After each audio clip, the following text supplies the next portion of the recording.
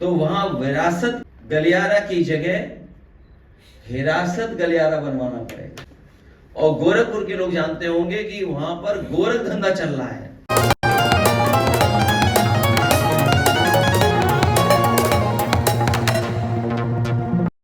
और भारतीय जनता पार्टी के लोगों की नजर पड़ गई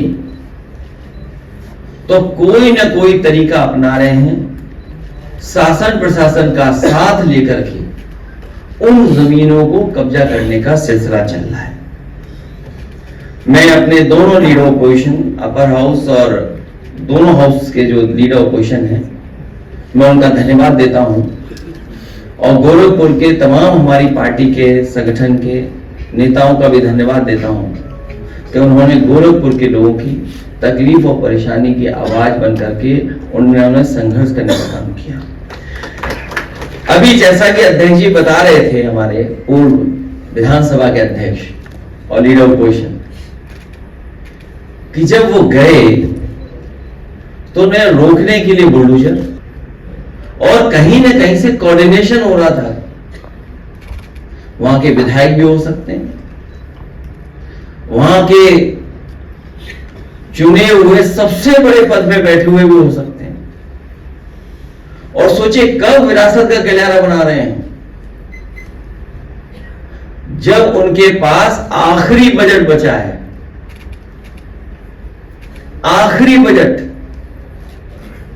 और सच्चाई यह है कि अगर उन्हें गोरखपुर के लिए कुछ काम करना था तो सबसे पहले उन्हें अपनी सबसे पहली घोषणा याद रखनी चाहिए थी। उन्होंने गोरखपुर के लिए सबसे पहली घोषणा झांसी में जाकर के की थी और कहा था कि झांसी के साथ साथ गोरखपुर में मेट्रो बनाएंगे। आज दिल्ली के 8 साल, 11 से काफी समय हो गया, और यहां का 9 साल, 11 और 9, 20 साल। बताइए, दिल्ली के 11 साल और इस सरकार के 9 साल पूरे होने जा रहे हैं। न झांसी में मेट्रो बनी है और न ही गोरखपुर में मेट्रो बनी है। और गोरखपुर के लोग जानते होंगे कि वहां पर गोरख धंधा चल रहा है। अगर गोरखपुर वालों ने अपना मुंह खोल करके यहां के राज खोल दिए, अगर गोरखपुर वालों ने अपना मुंह खोल करके यहां के राज खोल दिए तो वहां विरासत गलियारा की जगह हिरासत गलियारा बनवाना पड़ेगा। अगर गोरखपुर की सच्चाई सामने आ जाए तो वहां विरासत का गलियारा नहीं, हिरासत का गलियारा बनाना पड़ेगा। गोरखपुर में विरासत गलियारे में जमीन मकान का मुआवजा सहमति से नहीं बल्कि बाजार की कीमत के हिसाब से देना चाहिए, क्योंकि जो मार्केट वैल्यू है वो बहुत ज्यादा है। लेकिन सरकार दबाव बना करके शासन प्रशासन का, पुलिस को आगे कर करके व्यापारियों से और जो लोग वहां रह रहे हैं उनसे जबरदस्ती सहमति पर साइन करवा रहे हैं, जबरदस्ती सहमति दिलवा रहे हैं। सरकार अपना डर दिखा करके कि उन्हें मुआवजा न ज्यादा देना पड़ जाए तो सहमति के पत्र जारी करवा रहे हैं, सहमति करवा रहे हैं उनसे। हमारी मांग है कि उन्हें सहमति से नहीं, दबाव बना करके नहीं, डरा करके नहीं, धमका करके नहीं, बल्कि बाजार की कीमत के हिसाब से उन्हें मुआवजा देना चाहिए। सबको मालूम है जब खुद की जमीन का मामला था तो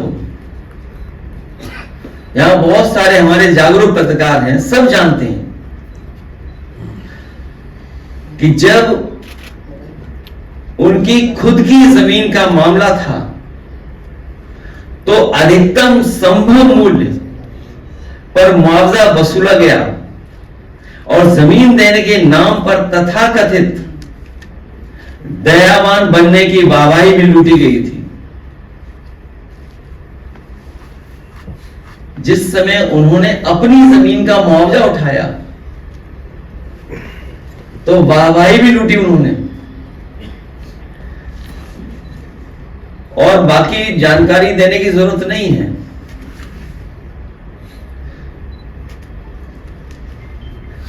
कि कितना मुआवजा उन्होंने उठाया होगा। सच्चाई तो यह है कि कॉरिडोर के नाम पर एक बहुत बड़ा भाजपाई लूट तंत्र सक्रिय है, जो तरह तरह के बहाने करके आसपास के लोगों की जमीन औने पौने दाम में ले लेते हैं और बाद में ऊंचे दामों में बेच देते हैं, और या फिर उनसे दबाव बना करके जमीन छीन करके उस पे कैसे ज्यादा मुनाफा कमाएं, कारोबार करने का काम कर रहे हैं। इस खेल में कुछ गिने चुने भाजपाई मलाई काट लेते हैं, लेकिन स्थानीय जनता के साथ धोखा हो रहा है। उनके हाथ खाली रह जा रहे हैं और वो अपने को ठगा महसूस करते हैं। इसलिए अयोध्या और प्रयागराज में भाजपा लोकसभा हारी और बनारस में हारते हारते बची है। अब अगला नंबर मथुरा और गोरखपुर का है। और एक बात तो इतने दिनों में सब जान गए हैं कि भाजपा के लोग किसी के सगे नहीं है। केवल गोरखपुर में गोरख धंधा नहीं चल रहा है, वो गोरख धंधा की जो आदत थी वो लखनऊ में भी दिखी। उनके अपने सलाहकार, उन्हें इस्तीफा देना पड़ा और पीछे पीछे हाथ मिलाए हुए थे, जाने किससे। आखिरकार जिनसे हाथ मिलाया हुआ था वो भारत देश में कि भारत देश छोड़ के चले गए। वो भी केवल वो ही नहीं, और भी वहां छिपे हुए लोग बैठे हैं जो जमीनों का काम कर रहे हैं। अपने गांव के आसपास कैसे जमीन हड़पी जाए, उसके लिए बैठ करके यहीं पर लखनऊ में हमारे आपके हॉल से ज्यादा 800 मीटर दूर यही कार्यक्रम चलता है कि जमीन को कैसे कब्जा किया जाए। ये तो गोरखपुर के लोग जानते होंगे कि सबसे ज्यादा रजिस्ट्रियां किसके नाम पर हुई।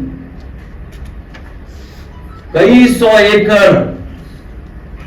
सौ एकड़ जमीन छीनी जा चुकी है, दबाव बना करके सस्ते पैसे में गरीबों से रजिस्ट्री कराई जा चुकी है।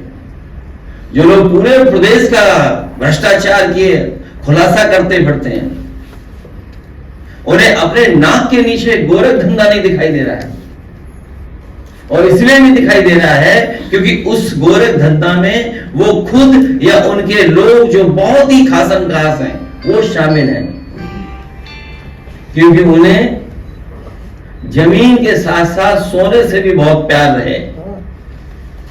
केवल ये जमीन का मामला तो है ही है। फर्जीवाड़ा गोरख धंधा Sisodia nursing and paramedical college में भी हुआ है, जहां कई सौ बच्चे घूम रहे, उन्हें डिग्री कहां मिलेगी, उनकी फीस जमा हुई थी, डिग्री मिलेगी कि नहीं मिलेगी।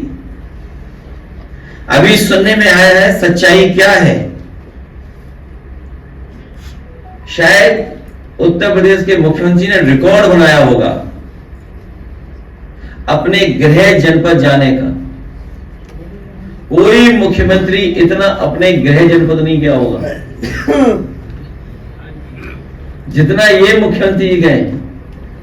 जनता दरबार लगता है, जनता दरबार लगता है, जनता की सुनवाई होती है, लेकिन उसके बावजूद भी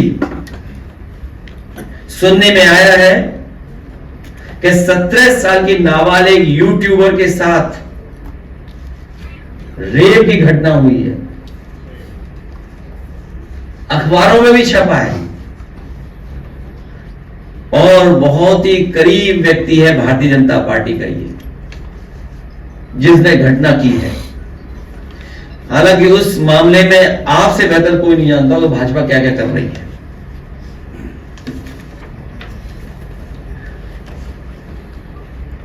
भारतीय जनता पार्टी और खासकर सरकार के लोग लोकतंत्र, संविधान, परंपराएं, उनको किसी को नहीं निभाते हैं।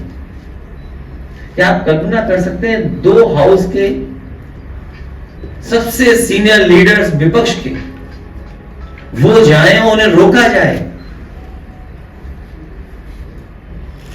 और प्रशासन नहीं रोक रहा, प्रशासन के साथ साथ भारतीय जनता पार्टी के लोग रोक रहे हैं। ये वो समय याद दिला रहे हैं जो हिटलर के समय होता था। हिटलर भी अपने साथ कोई दूसरा काम कराने के लिए अपनी पार्टी के लोगों को भेजता था, पुलिस की ड्रेस में, वर्दी में। इन्होंने वर्दी में तो नहीं भेजा, लेकिन एक चिन्ह भेज दिया, चुनाव चिन्ह बनता लग जा रहा है, लगता है इनका। जो अन्याय का प्रतीक है, और ये हम नहीं कहते हैं, कोर्ट तक ये कह रहा है कि अन्याय का प्रतीक बनता जा रहा है बुलडोजर।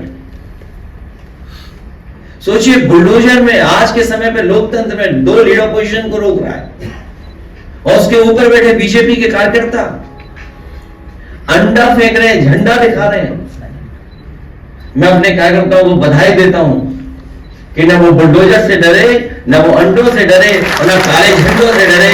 और जब उनका काला झंडा दिखाई दिया तो हमारे साथियों ने काला झंडा भी छीना और उनका काला छाता भी छीन लिया जो दिखाना चाहते थे। हम लोग लोकतंत्र पर भरोसा करते हैं, संविधान पर भरोसा करते हैं, कानून पर भरोसा करते हैं। हम दोनों लीडर अपोजिशन से कहेंगे कि जो वहां के डीएम हैं, एसएसपी हैं, जो अधिकारी हैं, उनके खिलाफ लिख करके कार्रवाई मांग कीजिए, लिख करके। अगर उनके खिलाफ आज कार्रवाई नहीं होती है तो जब जनता समाजवादियों को मौका देगी तो उस समय उन पर कार्रवाई होना निश्चित है, कार्रवाई होगी उनके ऊपर। और व्यापारी भी अगर हिम्मत जुटाएं, ये कहें कि हम पे दबाव बनाया जा रहा है, सहमति के लिए हमें दबाव बना रही है सरकार,